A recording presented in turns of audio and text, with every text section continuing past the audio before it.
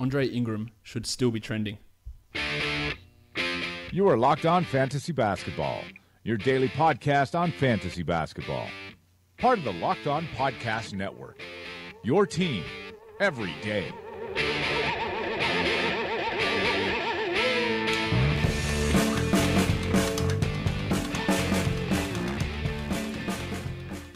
Hello and welcome to the Locked On Fantasy Basketball podcast brought to you by Basketball Monster. My name is Josh Lloyd and I am the lead fantasy analyst at basketballmonster.com, and you can find me on Twitter as always at redrock_bball. We are back with another podcast just analysing what went right and what went wrong across the preseason after the NBA regular season is done and we gear up for the NBA playoffs. In today's show, we're going to be talking about what we got wrong. Go back and check out yesterday's podcast if you want to hear two grown men giving themselves on-air handjobs.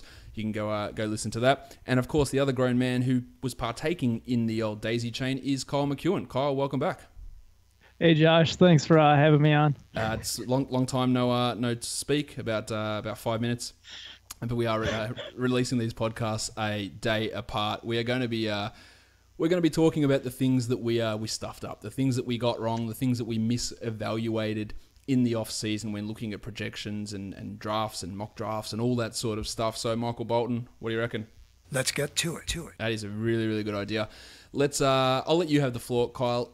There is one guy that I know we're both going to want to talk about quite a bit, and we referenced him a little bit at the end of the last show. So I'll let you have the floor on Mr. Turner.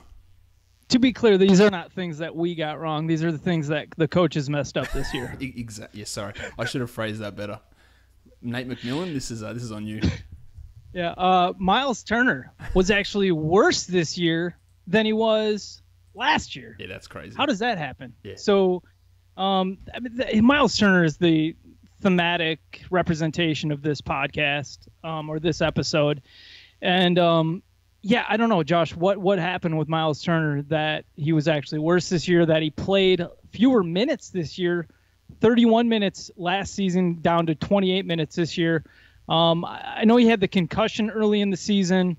What else kind of derailed him from being what we thought he was going to be? Well, it's a common theme amongst guys who disappoint. And we talked a little bit about this with Oladipo yesterday, but when you get drops in percentages, it can really make a big deal. So we're talking about a guy that went from 81 down to 78% from the free throw line. And it doesn't seem like a huge amount, but you talk Z-score numbers, and we're talking about a difference of over 0.3, which can be sizable. And you talk about a field goal drop from 51 down to 48%, and that's a drop of over 0.6, almost 0.7 in those numbers. So that's between those two categories. That's a one standard score drop, and that in itself is 10, 20 spots there. Add in the fact that he played 3 fewer minutes, so his counting stats were all fewer blocks, way fewer steals, fewer rebounds, fewer points. The only thing he improved upon was the fact that he took more threes, which I guess you can add into the fact that his field goal percentage dropped. But all those things add up. Throw in the concussion earlier in the season, the injuries, and the loss of confidence it appears that Nate McMillan had in him later in the year, and the rise of Domantas Sabonis, which we didn't see coming. No one thought that Sabonis, now you were big on Sabonis last year, but no one thought he was going to develop into this sort of player for this season, and all those things have added up to a real disappointing year. And I think if we're going to sum it up in one thing, with the absence of Paul George on this team, we looked at Turner going, well, he's going to have to take a big jump in his usage, and it went from 19.8 to 20.2. So he just didn't get any extra looks offensively at all. Yeah, I think that the concussion and him just being out early in the season may have derailed some of the... I think that's fair. The ceiling that was available to him, but ultimately this is a situation where I'm going to have to go back and really take a hard look at it, because it doesn't make sense that he became had so many struggles with his shot later in the season. And why that trailed off. He's somebody who he's still young. So, I mean, I don't this isn't like a let's write off Miles Turner kind of thing. He's still 22 years old. This could have just been a down season for him, and he could bounce back next year and become everything that we thought he was going to be this year. I do think that the addition, part of it is the narrative that we had going about Miles Turner in our head too, is the fact that we came into this season or into last offseason thinking there's nobody else on this team, especially with Paul George going away and everything, or going away. There's nobody on this team there other than Miles Turner. He was going to be the guy on this squad, and for him not to step up, maybe that's just part of the addition of Domantas Sabonis and the fact that Nate McMillan had somebody else that he could turn to whenever Turner was getting into foul trouble or maybe just not up to snuff on a given night. If we wind our memories back to the 18th of October, opening night against the Brooklyn Nets, Turner played 34 minutes, had 21 and 14, hit a 3 and had 4 blocks. And I went, yes, like here it is. This is it. This is a realistic expectation that he can do. And then he was concussed and he didn't play in the next 2 weeks of action, a bit over 2 weeks, and came back and struggled through, but still played all right. 11 and 9 with 3 blocks, 21 and 12 with 3 blocks, another 25 and 7 with 4 blocks. I mean, these are good numbers, but then everything seemed to fall apart and the shots disappeared. The shot attempts disappeared. It didn't go in. And then towards the end of the year, it was just a complete loss of confidence. He still blocked a decent amount of shots, but over his final 5 games of the year, in fact, over his final 10 games of the year, he got into double digits once. In his final 5, he didn't get there at all. And his last 3 games, he totaled 4 points in 3 games. That is horrendous. He also dealt with way more foul trouble this season than what we'd seen from him in the past. He had some foul issues previously, but it was more pronounced this year, and that did lead to more minutes. So I think that when we look at how we analyse Turner from the preseason, I'm not sure that our thought process was wrong. It obviously was wrong because it didn't turn out that way, but when you're looking at it, we didn't expect Sabonis to be as good as he is and for him to have as large a role as he did. We didn't expect for Turner to have absolutely no increase in offensive responsibility or usage and become less efficient in his 3rd season, nor would you expect him to play 3 fewer minutes with Paul George gone as he heads into his 3rd year. None of those things are realistic trends that you would apply to any other player. So we weren't just the only ones who thought that Turner was going to have a big season. It was a pretty well thought out thing across fantasy circles that he's going to be a definite top 30, top 35 sort of a guy. But all these things compounded on top of each other, whether it is the injuries or the Sabonis or whatever it is, worked against that projection working out. For sure.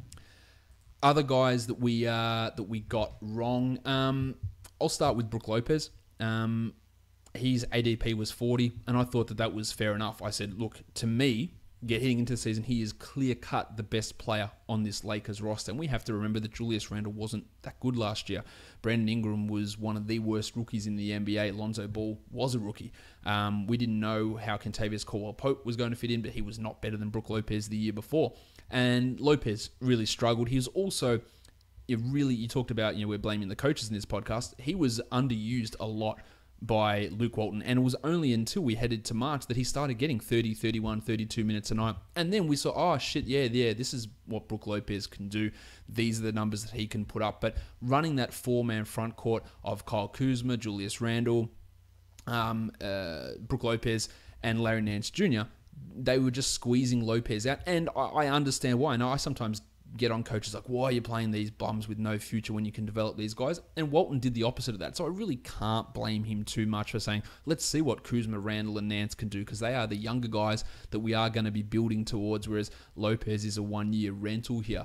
But it was one that, in hindsight, I should have looked at it and gone, well, the Lakers have got no incentive to really play him big minutes. Yes, he is the best guy out of this group, but with the way that Kuzma started playing in preseason, I should have been, okay, Lopez is going to be the guy to lose here, not Kuzma. No, I definitely projected Brook Lopez to play 29 minutes a game. So I was looking at his situation there as the starter and thinking he's going to be in a great position. They brought him in because they want him to play a lot, because they want to show that they've got a starting center there who can hold the fort down when they do bring in these elite free agents that they're hoping to get this summer now. So yeah, and you know what? Like, there was a big part of the year where I was looking at the Brook Lopez situation and thinking to myself, you screwed up, Kyle. You should have thought about this differently. But then once Walton started playing him 32 minutes down the line over the last month or so, it was just like, no, we weren't necessarily wrong. It was just the craziness of the NBA this year, and like you said, in some ways the convolutedness or the convoluted front court that they had on the Lakers, especially with Kuzma emerging as somebody who they wanted to give a lot of their power forward minutes to. I mean, it wasn't just Lopez whose minutes were muted earlier in the season. It was also Julius Randle. So a guy, essentially the main front court, two guys in that Lakers front court who I expected to get the big bulk of the minutes was Julius Randle and Brook Lopez. I expected them to start together. They didn't start together until when? January or February? Yeah, it took a while. And then once they starting together, the team got on a good roll. They both started playing, they both started getting more minutes. Whatever. Brook Lopez, really frustrating situation, but it gives you somebody to target next year or to keep an eye on going into next year, because the perception of Brook Lopez is going to be down because of the fact that he didn't have sustained value this season. So next year, somebody who he's probably going to come at a good discount in drafts. I don't know if you've got his numbers in front of you, but if you don't, Brook Lopez's last 4 seasons free throw shooting, 82%, 81%, 79%, 81%. What do you reckon he shot this year? I don't have them in front of me. He shot 69%. I would guess 81.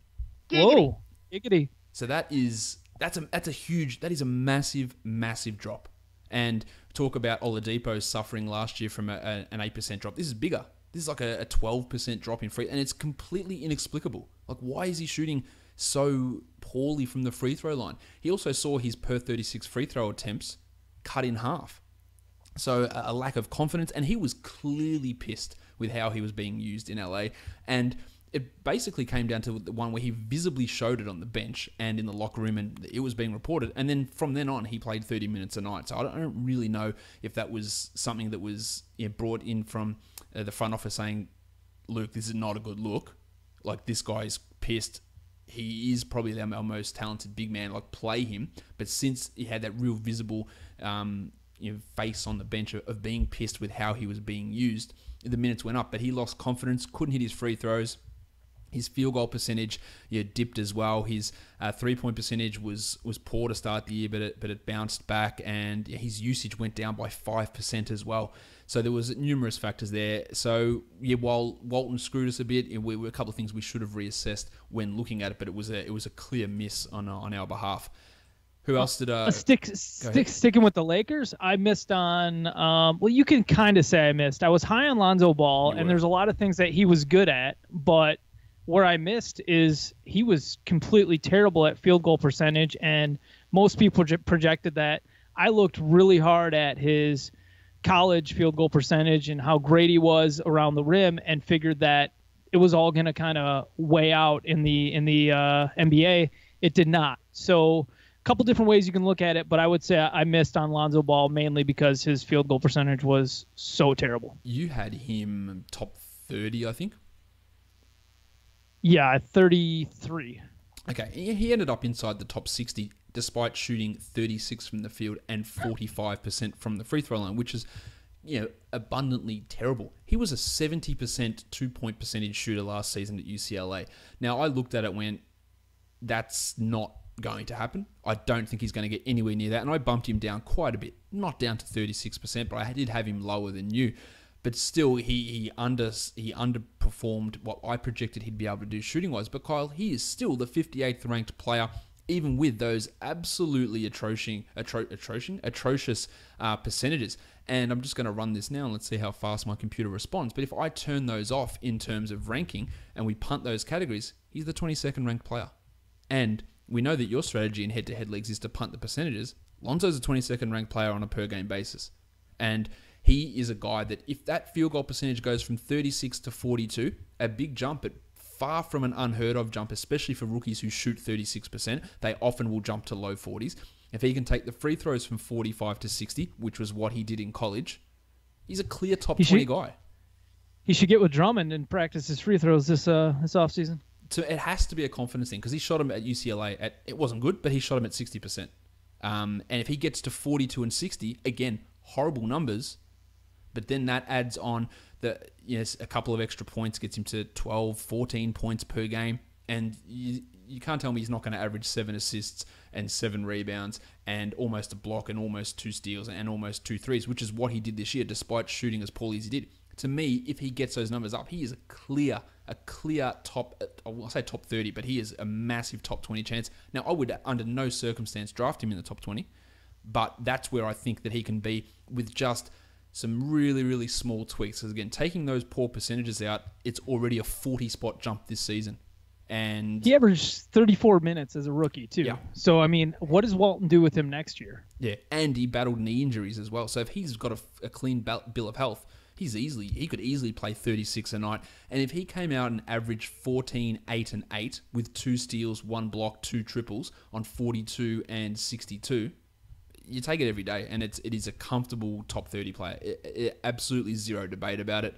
But yeah, that field goal percentage was way lower than anybody could have really thought. No one thought that he'd be shooting those sort of just absolutely piss poor percentages that he did this year. Nerlens Noel, old pocket hot dog. He I had him at 59 in my one man mock draft. His ADP was 74, and he clearly finished way outside of that. And this was before I did this again in September, before we knew that he wasn't going to be starting. I thought they'd start him and Dirk together. We thought he'd get mid-20s in minutes. I thought if he gets mid-20s in minutes, he's still going to get 1.6, 1.7 steals and blocks, 7, 8 rebounds, 10, 11 points, 56% shooting.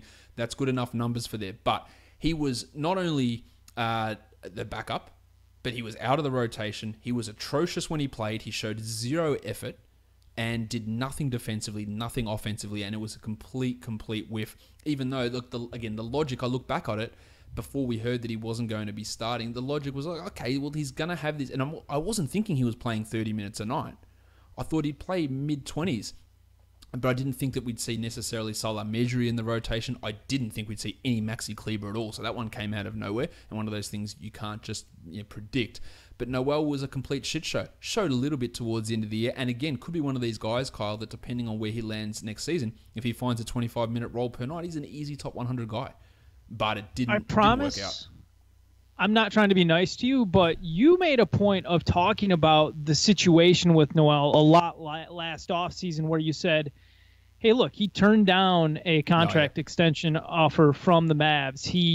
He's in kind of contract purgatory with them right now. That might lead to him not having a consistent role this year. So you pinpointed that and you talked about that in way with a pointedness that I don't think a lot of other people did. So I want to give you credit for that in regards to at least talking about the specter of the potential for Nerlens Noel to be a bust this year and to kind of maybe not go to the extent that he was a bust this season, but at least you touched on the possibility of it going as bad as it did. Yeah. Now that you've reminded me of that, what I did mention quite a bit was that people were saying, oh, it's contract year, he's going to be going hard. And I was like, well, that's fine, but the Mavericks don't have the same incentive to go out there and play him. They're not going to be like, oh, Nerlens, I know you've got an opportunity to earn big money, so therefore you go play 35 minutes. That's not what they're going to do. They have no investment in his future. He's an unrestricted free agent. They might like other guys better. So I did have an element of caution there. So I'm glad you brought that up.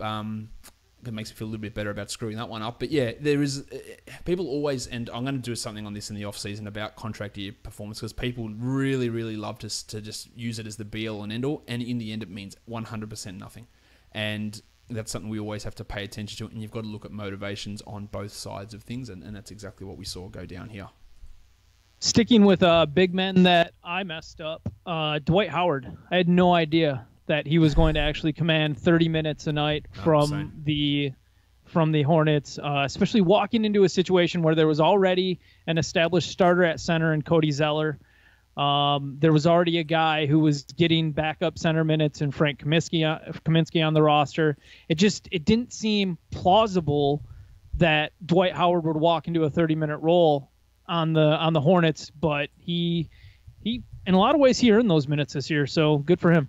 Yeah, look, he was much more impressive than I thought that he was going to be. I did have him, his ADP was 68. I picked him at 85 in that mock draft that I did, which is around that similar zone, just in case that Steve Clifford really got through to him and really liked him. I was not on board at all. Thought, what's the point of this? Zala is the guy they should be going, and in the end, maybe they should have, because having Howard didn't actually get them anywhere. It pushed them, to the 10th seed? Didn't do anything for them. But he did put up nice numbers, and he looked as good as he'd looked in probably the last 2 or 3 seasons, I would say. The free throws are always going to be an issue, but you know that, so you pay no attention to that, and that makes him close to a top 50 player. So he was definitely a guy that we both didn't quite get there. I was surprised, Kyle, when I looked back on what I did in some of these numbers, but the fact that I had Andrew Wiggins at pick 65, that I cannot understand why I would have done that. I am not a big Wiggins fan. Actually, that's not true. I do understand why I did it, because I said getting points is quite a hard thing to do outside of the top 40, and he's a guy that can get you 20, and that gives extra value. But he was absolutely shithouse, and he took steps backwards in pretty much every category. Yes, Jimmy Butler was a factor. That's something I took into consideration. Because some people think, Wiggins is taking a step forward. He's going to be top 30, top 40. Well, no, Butler's going to have an impact. But I also didn't think that he'd get just worse in every area pretty much possible. It's when I look at Wiggins' stats for the season, one of the things that jumps out is just the fact that he shot 64% from the free throw line. Yeah, again, where did that come from? It doesn't make any sense. Just with the player he is, how do you go from being a 76% shooter from the free throw line your whole career, and then you drop down 12 percentage points? And it's not like he. You can look at some guys like Brook Lopez, and you can talk about the fact that he wasn't playing in competitive games. He was getting shafted on minutes, so his attempts were down. No, Andrew Wiggins' free throw attempts were up this year, they weren't up, but they were still at a good rate. He was taking 3.8 per game, and they just dropped off so remarkably. So, yeah, you're right. It's somebody who we both had question marks on going into this year with the way that the roster turned over for the Timberwolves, but we probably needed to be a little bit more negative towards him. Marquise Chris was somebody that was across the board. One second before you go into Chris. Sorry about that. One thing about Wiggins, his ADP was 54, so I had him outside the top 60, so I wasn't above the 80. It wasn't like loving him, but I thought he's a decent option. But I just ran the numbers on it, Kyle, and when you go ahead and turn the free throw percentage category off, he ends up as the 90th ranked player, and he was like 84th the year before. So it's very similar, apart from this weird big drop in his free throw percentage. So that's, again, nobody could have said, Wiggins is going to be terrible because he's going to shoot 12% less from the free throw line. Not one person could have said that with any sort of a straight face. So that is there, but of course it's a clear miss. And at this point, I just have no real faith in him ever actually improving what he does in the NBA in terms of all the other peripheral numbers. But go on with your next one. Marquise Chris, sorry about jumping into that one. I just I was anxious to talk about how terrible he's been. I projected Marquise Chris for 29 minutes this year. I thought he was going to be starting in that front court the whole way. And I guess what kind of surprised me is how bad Marquise Chris still is, how inconsistent he still is, and just how much development he's still going to need. I mean, he's essentially like in Andre Bloch territory right now, where it's like you're just hoping for a attrition to carve away his role, a big enough role for him. But I don't know if that's coming or not. Sorry, I don't want to be too negative about it. The he's still young, still plenty of room for him to develop into a consistent good player. But right now, it's hard to see that coming to fruition. Confidently, to feel confident about it. He came into the season fat. He came into the season. He was fat. Like he definitely had the old arse going out the back there. He was not in shape. He was out of puff all the time. He was unathletic, and that's the big thing that he had going for him. He was a super athlete, and he was disinterested. There is probably not a less basketball savvy player in the NBA than Marquise Chris, so he needs all his athletic gifts to actually give him those minutes. And once Earl Watson was shit canned, then it was a real, because Watson was obviously a fan of him, and Triano didn't have that same level of rope. Well, you're terrible. You're not paying attention. Can you go sit on your ass and play 15 minutes a night? And that was what ended up happening. But in saying that, the last couple of games that he played, he sat out the last few with a hip injury. He's 29 minutes a game over his last 4, 16, 10, 1.3 blocks, 0.8 steals, half a three, and shot 52% and got his free throws to 77%. This is over 120 minutes, so it's very, very limited. But that's the sort of thing that we thought, that if he gets 29 minutes per game, he's a lock for the top 75. And based on what we saw at the end there, that's exactly right. And I said it, and I took him at 73 in that mock draft, which is clearly too high. But I said this all the time. I think he's a terrible NBA player, and I'm not sure he'll ever become a good one. But if he plays minutes, he will get stats. The thing is Triano didn't give him the same leniency that Watson did, and he didn't just let him play minutes despite him being atrocious. And that's where the difference came in my evaluation of him anyway. Still just 20.8 years old, so he'll be 21 next year. So I mean, as much as that, it's kind of like you say about, not thinking that every guy who gets injured is injury prone. It's this kid's young. A developmental step could come this summer, or just a maturity thing could happen for him where he just realizes like, oh, this is my job and I should go practice a lot and I should take everything seriously. And if that happens, like I don't know Marquise Chris. I don't know how serious of a dude he is, or if he's literally just a 20-year-old who, was inconsistent because he has millions of dollars and he has he's out living his life. So, shout out to Tristan Thompson.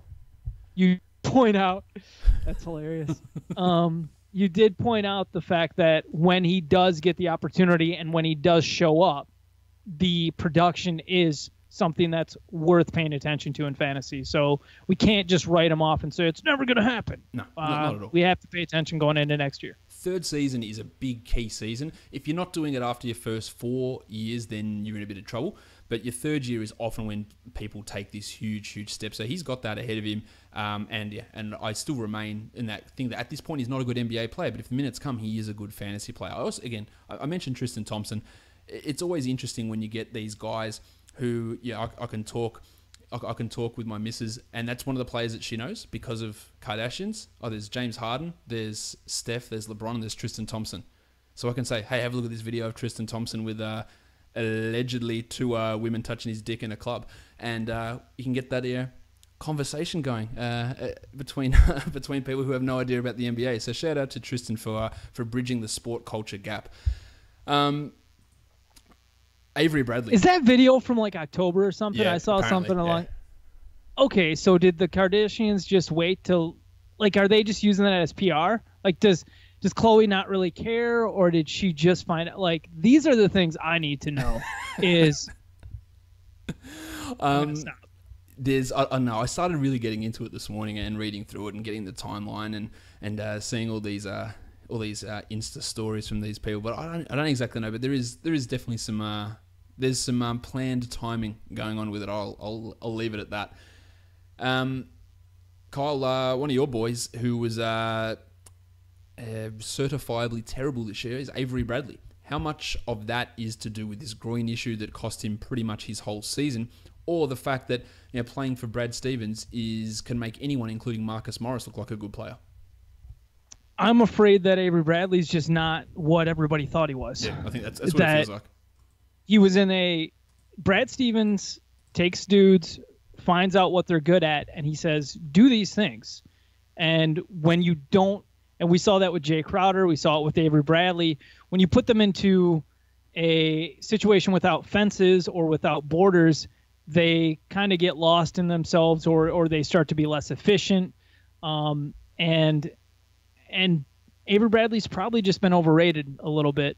So yeah, I don't have much hope for him. Kind of, man, that guy's in a bad spot going into free agency. I feel like he's in a really bad spot. Yeah, his defense wasn't. People like his defensive metrics aren't good, but he's got this reputation. And then outside of Boston, it's like, well, maybe actually he isn't a good defensive player or a good offensive player. I thought that what he did last year in Boston in 16-17 was unrepeatable, and I said that time and time again. He is not going to average 6 rebounds per game. I can 100% assure you that, playing next to Andre Drummond. And he didn't. He averaged 2.5. So I'll give myself a pat on the back for that. But I also didn't think that he'd all of a sudden become an absolutely horrendous shooter, 41% from the field. He saw his steal numbers dipped as well. He's his three-pointers dipped, his scoring dipped, his usage went up, but his efficiency went down. It was just a really, really poor season. But when you get such a 5% dip in field goal percentage and you're over half of your rebound total from the year before, it has a really big impact on what you can do. But I was shouting that from the rooftops as much as possible, because there were people telling me, nah, he's going to Detroit, he's going to be the number one option, he'll be top 40. When that's not going to happen, because he's just not going to be able to pull down 6 rebounds per game. Everyone who comes and plays next to Andre Drummond sees their rebounds dip. Tobias Harris, Ersan Ilyasova, Blake Griffin, their rebounds drop next to Drummond. So when Avery Bradley was by default the Celtics' best rebounder, that was just never going to happen in Detroit. But I did not expect him to just fall off completely with the lack of Stevens and, of course, that nagging groin injury. And I just don't know what's going to happen with him next year. It is really going to be interesting to see how that all pans out. Where did you have Ben Simmons ranked? I had him at 91. He finished the season at 32, according to what I have. Yeah, I didn't have him at 32, I can tell you that. I had him at 82. I had him. I said, as my little write-up here, it's probably unrealistic to see Simmons go here, but he does have some limitations to his game. He could also burst into the top 50, but his shooting is a real concern.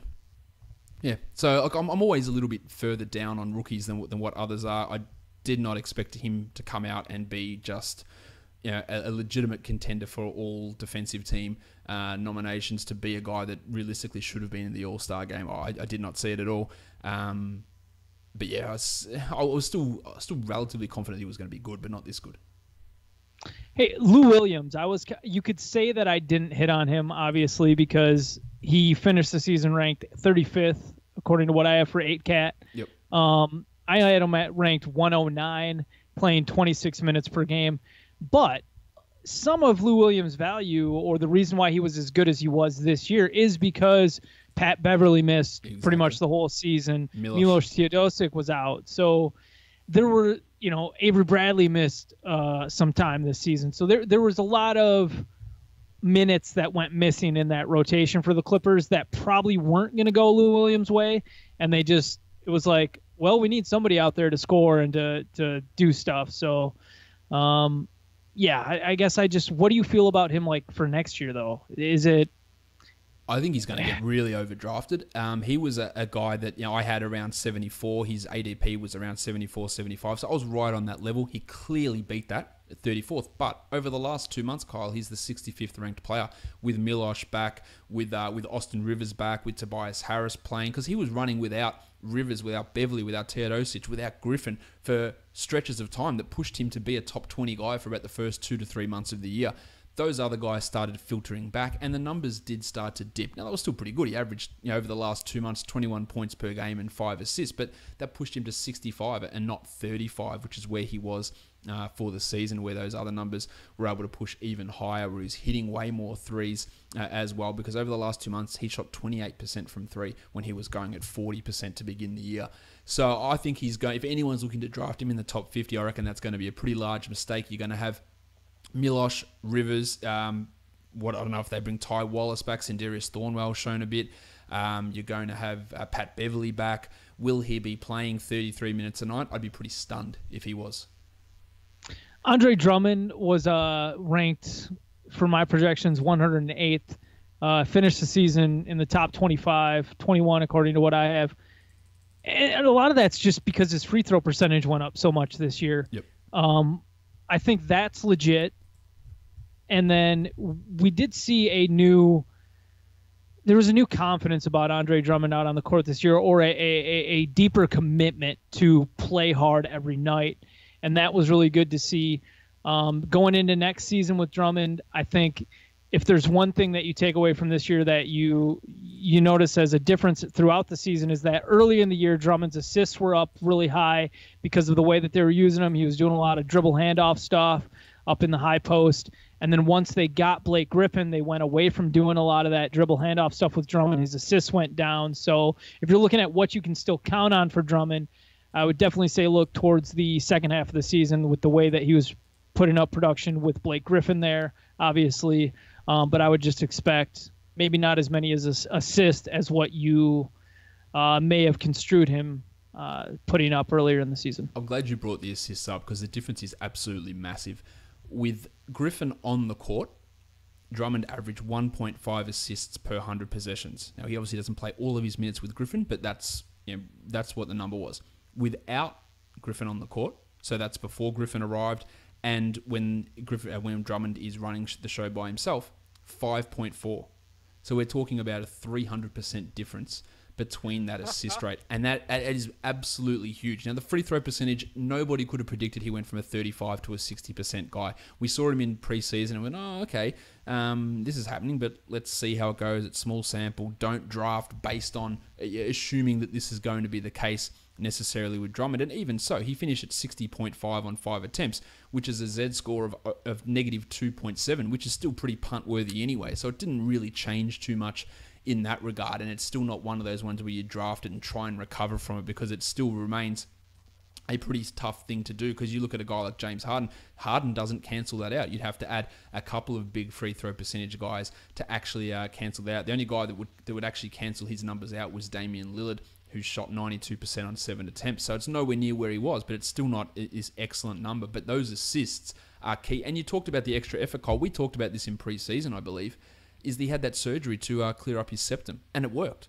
And it's a big, and injuries and not being at 100% health are massive. So maybe we're looking at that. Maybe Oladipo was dealing with body issues last year.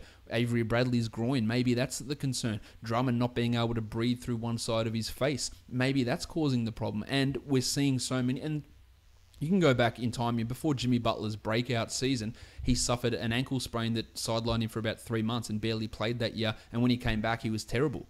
And then in the next year, he was a top 30 guy. Like, if your body is not right on, 1% less confidence in anything you can do, you're going to get smashed by your opponents. And we're seeing that play out more and more when someone comes in actually being healthy and having these problems fixed, that it does do them wonders. Who else did I get wrong? Well, I had Russell Westbrook as the number 2 player. I don't think that was too outrageous based on last year. Obviously, Paul George coming across had an impact there. But the big issue with Westbrook, who is the 11th ranked player this season, and he did average a triple-double again, was the fact that his free throws dipped by, again, a completely ridiculous percentage.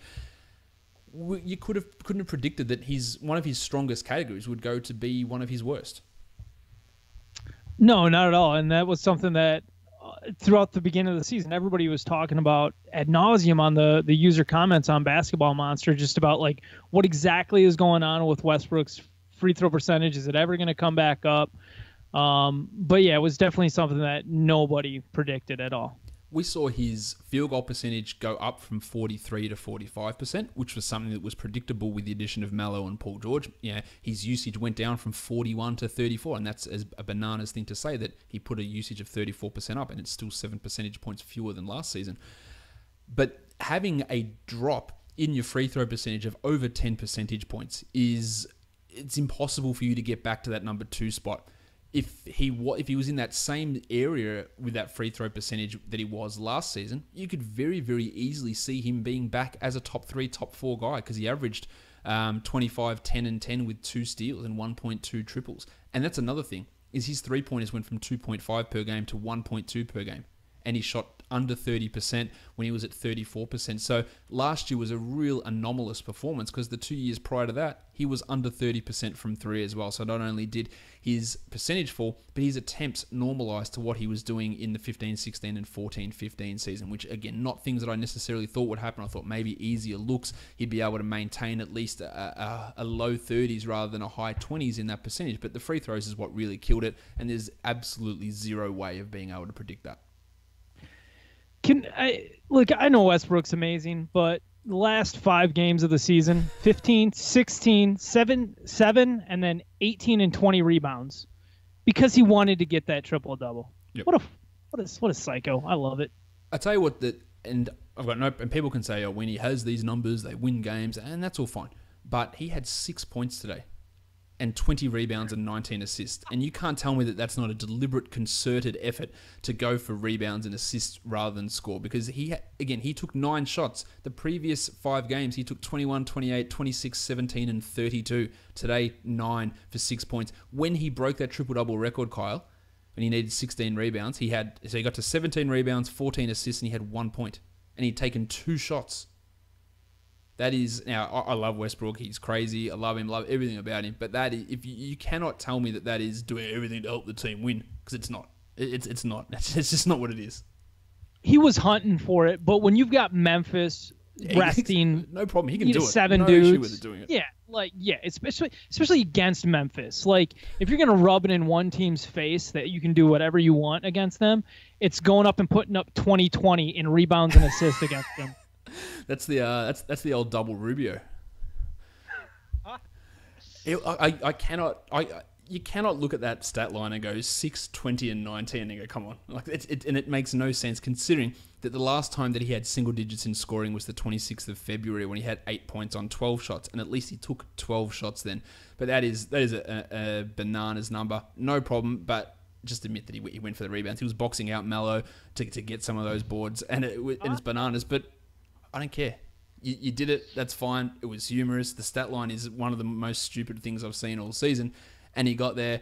Congratulations to him. But don't tell me that there wasn't a deliberate effort to go and do that. And it wasn't just happening in the flow of the game to help the team win, because that is disingenuous bullshit.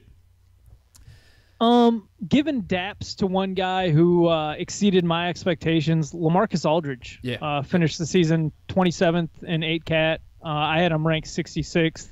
According to my projections.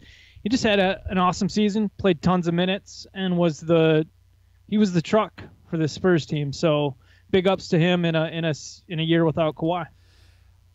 I had him at 53 here, and I said in my comment it seems like the NBA world thinks he is trash these days.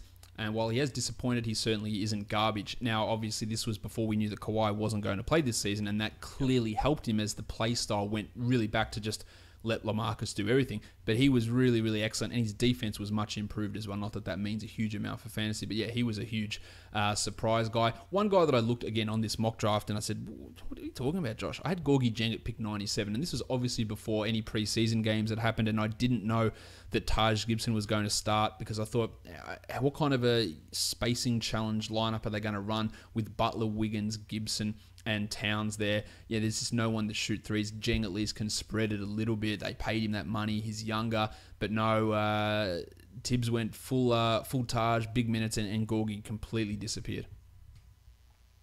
Yep, nope. I missed out on Taj a little bit, but I think I was sufficiently low on Jang, so I was good on Jang, but I did not give Taj the due that the credit that he deserved. No, it's me either.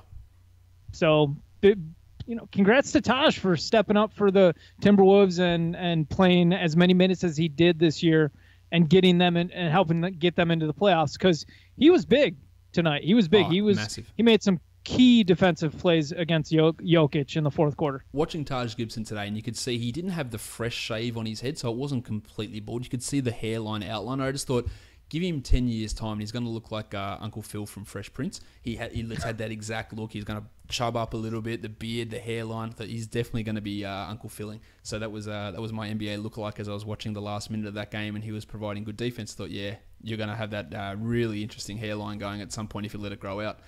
So shout out to you, Taj, because I got that wrong with that mix between those two guys.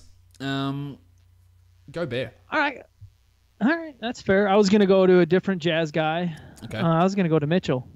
Okay. Just because nobody knew. I will say this, though. I think we touched on it a little bit when talking about the projections earlier in the year, is just the fact that when you're going through the Utah projections early in the season and looking at everybody they had on their roster, eventually you would get to Donovan Mitchell and you'd be like, he's going to have to take a crap ton of shots. Mm-hmm.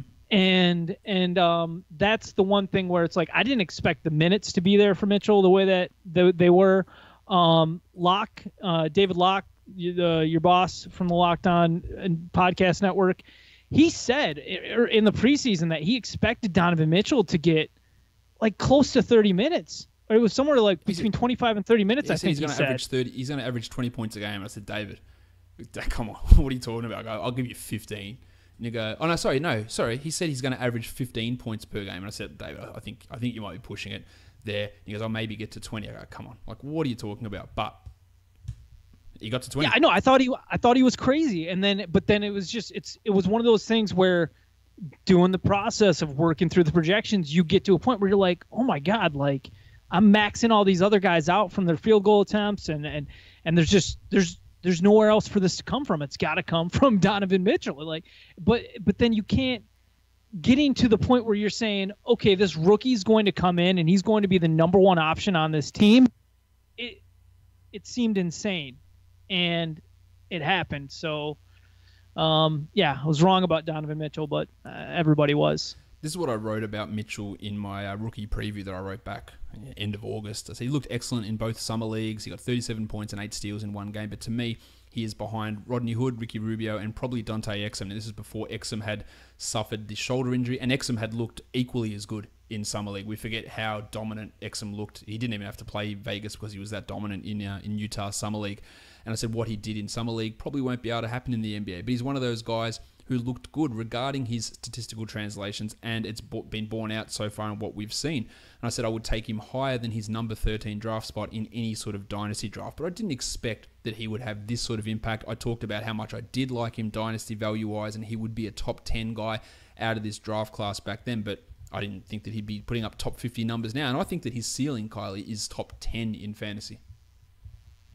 And that's pretty, it's big, but I think that's what he can do. If I look at what he's done here, I think he can get 5 rebounds, 5 assists, 2 steals, and 44% as a rookie shooting. He could shoot 46 or 47.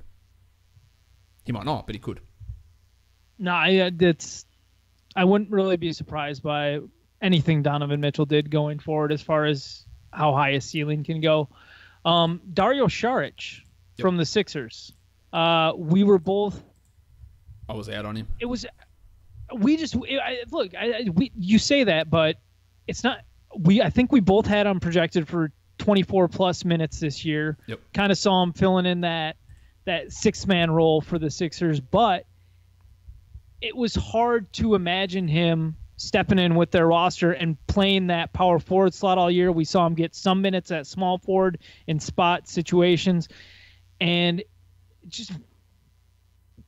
Props to Dario Saric for carving out 29 and a half minutes a game as the power forward, starting for this team with, he proved that he can do it. He can play at that 4 spot. He can do it for a winning team.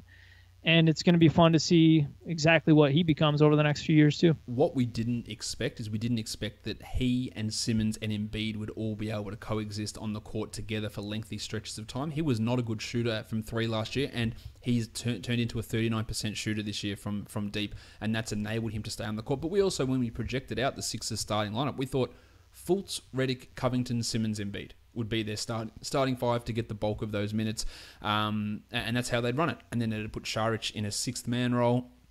They'd try and get a little bit of playing time in there for Amir Johnson and Rashawn Holmes, limiting what Saric could do at center as well. And we thought there's no way he'd be able to push to the 3 in this sort of situation, because again, they could put Redick there and you could run Fultz and Simmons at the 1 or the 2. We didn't know how that would work out. And then when Fultz went down, it opened up this opportunity that Jared Bayless was starting for a stretch, and then he got hurt and they pushed Saric into the lineup ahead of Bayless.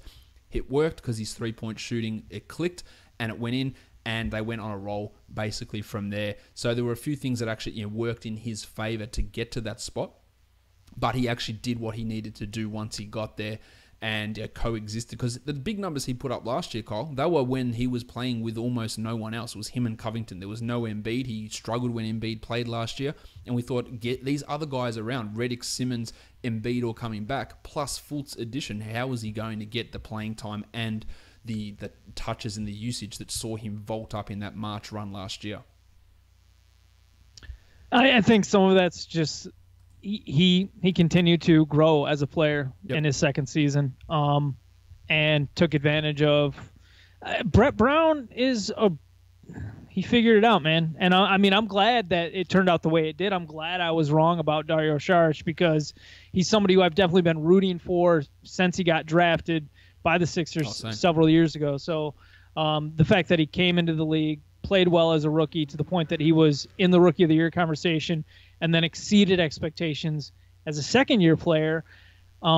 It's hard to see a ton of growth for him next season because Markelle Fultz will be there. And who knows who else the Sixers might sign in free agency. With them playing as good as they are this year, LeBron's a possibility, y'all. That would be crazy. Awesome. Oh, yeah. It'd be crazy. I just feel like the offseason last year was crazy. I think there's going to be some real weird shit go down because we had this thought process that people are going to wait out the Warriors, and it happened to a degree, but not as much. But now people say, oh, you know what? These guys are vulnerable.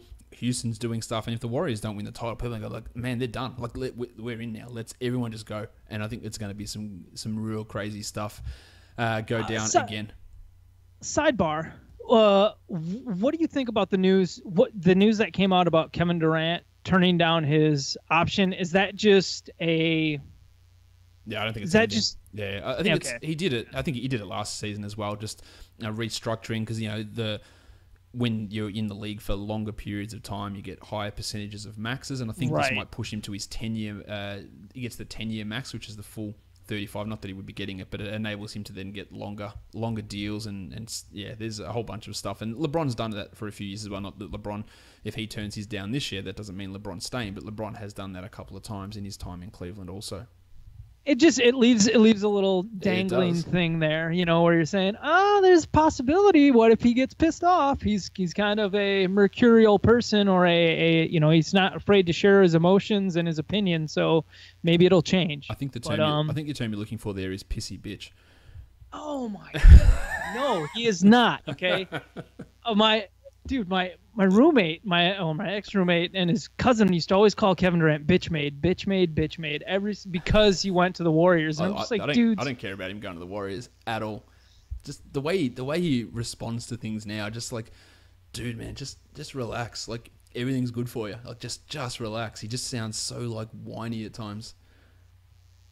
I will agree. I'll agree with that. He's definitely way too. He's like too opinionated. He does need to relax, take a deep breath, and look around. I feel like he has opinions that no one actually he'll complain about. Oh, people say this about. Like, no, they don't. Like, no, people don't say this about you. Like, where are you? Like, he goes. He definitely searches his own name on Twitter every single day. And shout out to all the NBA players that do it, because there's a ton of them that definitely search their own name. And I know two for 100% a fact that do it.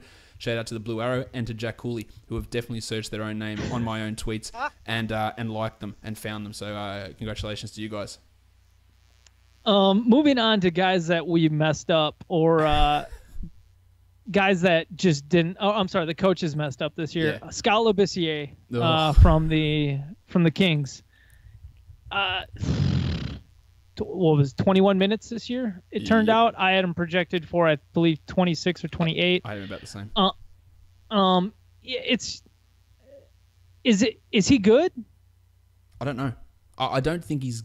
I think he's better than what we saw. I'm not sure if he's actually good though. But the way that it's a massive underrated tank move to actually play Zach Randolph, because he was horrible. He had the worst net rating on this team. He was atrocious defensively. He hijacked the offense, and he caused them to lose many games. So I understand that, getting the ping pong balls. But at some point, 55-year-old Zach Randolph, you have to at least take 5 minutes off him and give them to a guy like Skell, who legitimately got sent to the G League because they weren't going to play him. The Kings are just my brain is malfunctioning trying to put together the pieces, because it doesn't make sense. Coming into the year, I thought we're going to see tons of Bogdanovich and Buddy Hield playing together. Oh, yeah. Buddy Hield didn't start. How many games did Buddy Hield start? A few? I don't even know if he wouldn't have started 10. I'll look that up while you talk. And so it's beyond me that the Kings were tanking this year, and yet they didn't get a really good look at how a lot of their players fit together, because they wasted so much time playing George Hill Garrett and Temple. Why, if you're going to start Jakar Sampson and play Vince Carter at power forward, why aren't you going to start Justin Jackson at power forward for some games, and then start Bogdanovich and Buddy Hield together out on the wing too with De'Aaron Fox? We didn't ever see De'Aaron Fox, Buddy Hield, and Bogdanovich out there for long stretches of time together, and it annoys me to my very being that the cognitive dissonance around that whole situation. Like, but Heald started 12 games this season. He played 25 minutes per game. In his time in Sacramento last year after the trade deadline, he started 18 games and played 29 minutes per game. So somehow played fewer minutes this season per game, an extra 4 minutes fewer, while we still got Garrett Temple running around. And you talked about that lineup of Bogdanovic, Heald, and Fox together. They played a paltry 273 minutes together this season, excluding today's game. It's not enough. No, those three should have been starting from pretty much Jump Street. For Buddy Hield played how many? A few years. How was it? 2 or 3 years at college. I think he played 4. He played a full 4 years at college. Yeah. So he's in no way a normal rookie. No. You traded away DeMarcus Cousins to get him. You brought in a 25-year-old rookie in Bogdan Bogdanovic. De'Aaron Fox you drafted to be your starting point guard. And then Sorry, I'm going to stop. We should probably stop talking about the Kings. All right, there's plenty. We could talk. I can't wait for the Kings season review podcast that we're going to do later on. I got one more guy that I'll touch on here, and that's Jusuf Nurkic, who ended the season in Portland last year massively. He was huge. He upped his assist rate, really taking on a Nikola Jokic type role almost in Portland. And he was a guy that was getting drafted inside the top 50, and rightfully so. But of course, when we spoke about him, we said, look, be careful. This bloke is injury prone. He has some, how can I say this kindly, mental inconsistencies. And that was the risk there with him, and it clearly didn't pay off. He had a few sort of meltdowns, I guess you could say, this season that saw his minutes dip to only 26 per game, and he ended up barely inside the top 80, and it wouldn't have even been that high had it not been for about the last month of the season. So I thought that he'd be able to do similar things to what he did last season, and with the center position being scarce after that spot, like, you had to almost take that risk inside the top 50, but it clearly didn't work as we would have expected. Yeah, I think Nurkic is one of my bigger whiffs for the year because he's someone who I legitimately I projected him to be the 55th best player as far as where he fell in my rankings. But I was taking him higher than that. Yep. I was willingly taking him sometimes in the third round if it was late enough, or the fourth round, because I felt, there's no other big men available, or no good block centers who are going to give me good blocks, or a potential diverse stat line that Nurkic would provide, and he just didn't take the steps forward that I expected to, or didn't build on the success he had last season this season. It was extremely bizarre to see his minutes dip as low as they did at times this season, but he's also a guy who can get himself into foul trouble really easily because he makes dumb fouls, or he'll get frustration fouls, and it's that's on him. So I don't know if we're going to see him be much more than what he's been. And he's also somebody who, before this season, I didn't think that Zach Collins was going to be much of a threat to Nurkic going forward at all. But even going into next season, I could definitely see Nurkic's minutes become squeezed on a lot of nights if Collins continues to take developmental steps forward. Yeah, people who listen to this podcast know that I think that Collins is going to be pretty good. One interesting thing with Nurkic is last season when he came over, much like Buddy Hield, he played 29 minutes per game.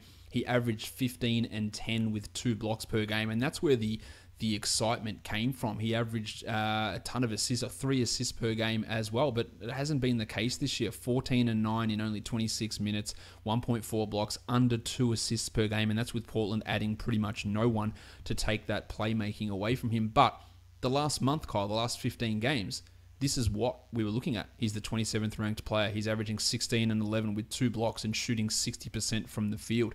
This is what we thought that he would be able to, maybe not the 60%, but be able to put up these numbers and rebound the ball better and play these extra minutes. And we're seeing it now. We just didn't see it for big stretches to start the season. Now, many people would go at me like, do I drop him? Like, no. There was never a case of dropping, and people really got to watch the patience on a lot of these guys. but he didn't live up to what we expected him to be because coaching, because of himself, because of his attitude, because of the way he played. But the talent is still clearly there, and if he is retained as a restricted free agent, he's going to be in that up in the air place. Well, he could easily be a top 30 guy, or he could fall outside the top 100 if he plays 20 minutes a night and Zach Collins takes the step forward. No, he'll be a key guy to kind of take a hard look at over the offseason and try to discern whether or not he's going to be somebody who becomes more consistent going forward, maybe takes another step next year, or somebody who you need to temper your expectations for because he's going to continue to be inconsistent. Have you got anyone else that you missed on? Nah, man, because if we honestly, like, I almost feel like we could talk about everybody. Yeah, I keep looking at my list, and I've got dang near everybody listed because, we were fairly high on Devin Booker, but we weren't high enough on Devin Booker. He's kind of in the Victor Oladipo conversation. Yeah, that's true. I had him at just inside the top 50, and he's obviously exceeded that this season. So yeah, there are you're never going to get everyone 100% right, but there's some of the key ones that we got wrong. Yesterday's podcast, we talked about the guys that we got right as well. Kyle, I'll let you get a plug in for your Twitter account so people can go and debate you on any of these things that we may have brought up that may have been controversial, especially the Kings fans. You can find me at Roto Kyle NBA on Twitter. Although Josh, I don't get into conversations on Twitter. No, I do. You do. I'll read through your conversations. I'll be like, oh, Josh is arguing with people. That's fun. Yeah. Sometimes it's fun. Sometimes it's just like infuriating. But hey, tweet at me. No problem with that. At redrock_bball. I do like sometimes, I don't know, sometimes I'll just go into like a Bleacher Report tweet and read the comments and just go, come on, let's go. Just roll the sleeves up and go like you are spouting shit that is 100% false, and I'll get in on that conversation. I had one the other day actually that someone told me that Luka Doncic was going to be a bust because no Euros are ever good that are projected high, and I said, Porzingis.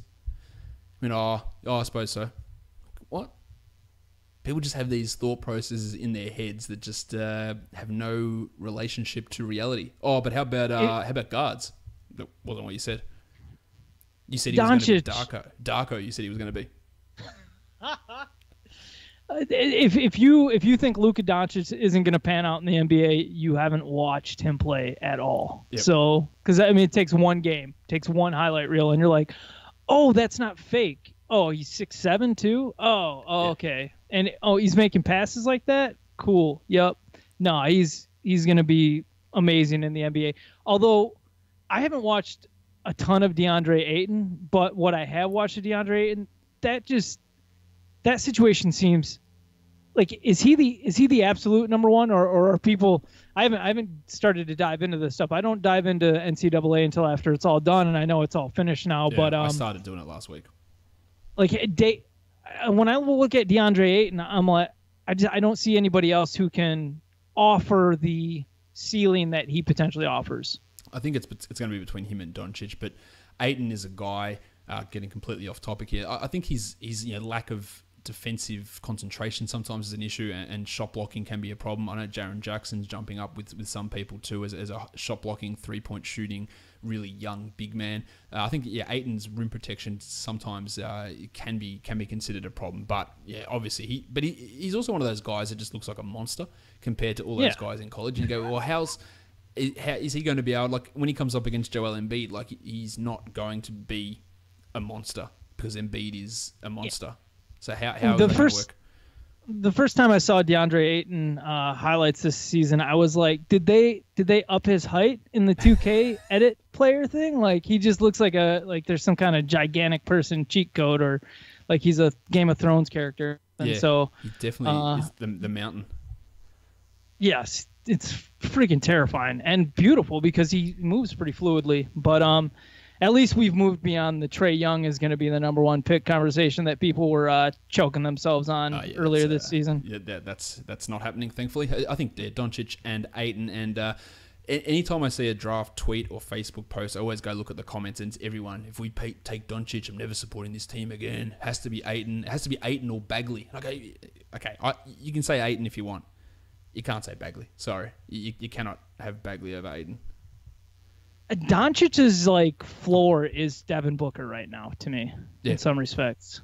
That's pretty much it. I mean, I don't want to discount Devin Booker too much by saying that because what he's done so far throughout his career has been pretty amazing. But I think that's a comparable player. If you want to understand exactly how lofty Doncic's expectations should be, I would say Devin Booker by year 2.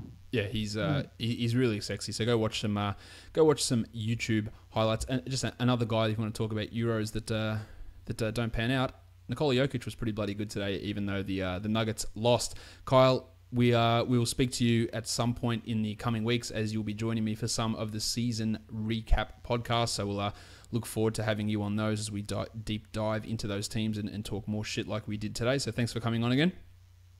Thank you for having me on, Josh. Guys, if you do enjoy this podcast, go leave a 5-star rating on Apple Podcasts, and you can also find us on Google Play, TuneIn, Stitcher, Spotify, and on YouTube, where you can give me the thumbs up, leave a comment, and click that subscribe button. Check out the rest of the Locked On Podcast Network on Twitter at LockedOnNBANet and on the internet at LockedOnSports.com. Baseball, football, and basketball. We are done here, guys. Thank you so much for listening, everyone. See ya.